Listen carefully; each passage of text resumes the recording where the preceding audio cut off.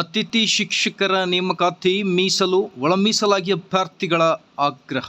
ವೀಕ್ಷಕರ, ಇಂದಿನ ಈ ಒಂದು ವಿಡಿಯೋದಲ್ಲಿ ಶಿಕ್ಷಕರ ನೇಮಕಾತಿ ಕುರಿತು ಒಂದು ಲೇಟೆಸ್ಟ್ ಅಪ್ಡೇಟ್ ಅನ್ನು ತಮ್ಮೊಂದಿಗೆ ಶೇರ್ ಮಾಡ್ತಾ ಇದ್ದೀನಿ. ವಿಡಿಯೋನ ಸ್ಟಾರ್ಟ್ ಮಾಡೋಣ. ಅದಕ್ಕಿಂತ ಮುಂಚೆ ನೀವು ಕೊಡುವ ಒಂದೇ ಒಂದು ಲೈಕ್ ನಮಗೆ ಸಪೋರ್ಟ್ ಆಗಿರುತ್ತೆ. ದಯಮಾಡಿ ವಿಡಿಯೋನ ಲೈಕ್ ಮಾಡಿ, ಅದರ ಜೊತೆಗೆ ನಮ್ಮ ಯೂಟ್ಯೂಬ್ ಚಾನಲನ್ನು ಕೂಡ ಸಬ್ಸ್ಕ್ರೈಬ್ ಮಾಡಿಕೊಳ್ಳಿ. ವೀಕ್ಷಕರೇ, ರಾಜ್ಯದ ಸರ್ಕಾರಿ ಪ್ರಾಥಮಿಕ ಮತ್ತು ಪ್ರೌಢಶಾಲೆಗಳಲ್ಲಿ ಖಾಲಿ ಇರುವ 60,000ಕ್ಕೂ ಹೆಚ್ಚು ಶಿಕ್ಷಕರ ಹುದ್ದೆಗಳಿಗೆ ಪ್ರತಿಯಾಗಿ 2026-27ನೇ ಸಾಲಿನಲ್ಲಿ 51,000 ಅತಿಥಿ ಶಿಕ್ಷಕರನ್ನು ನೇಮಕ ಮಾಡಿಕೊಳ್ಳಲು ಶಾಲಾ ಶಿಕ್ಷಣ ಇಲಾಖೆ ಆದೇಶ ನೀಡಿದೆ.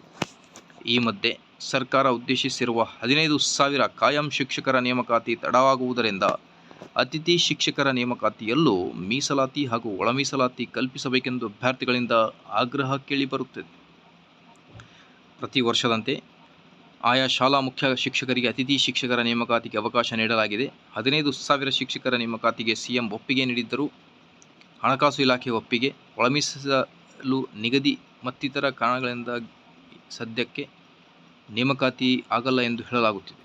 ಹಾಗಾಗಿ ಸರ್ಕಾರ 51,000 ಅತಿಥಿ ಶಿಕ್ಷಕರ ನೇಮಕಾತಿಗೆ ಸರ್ಕಾರ ಆದೇಶಿಸಿದೆ. ಇದರಲ್ಲಿ ಒಳ ಮೀಸಲಾತಿ ನೀಡಬೇಕೆಂದು ಆಗ್ರಹ ಅಭ್ಯರ್ಥಿಗಳಾಗಿದೆ ಅಂತ ಹೇಳ್ತಾ ಇದ್ದಾರೆ. ಸೊ ಆದಷ್ಟು ಬೇಗ ನೇಮಕಾತಿಗಳಾಗಲಿ. Permanent teachers recruitment.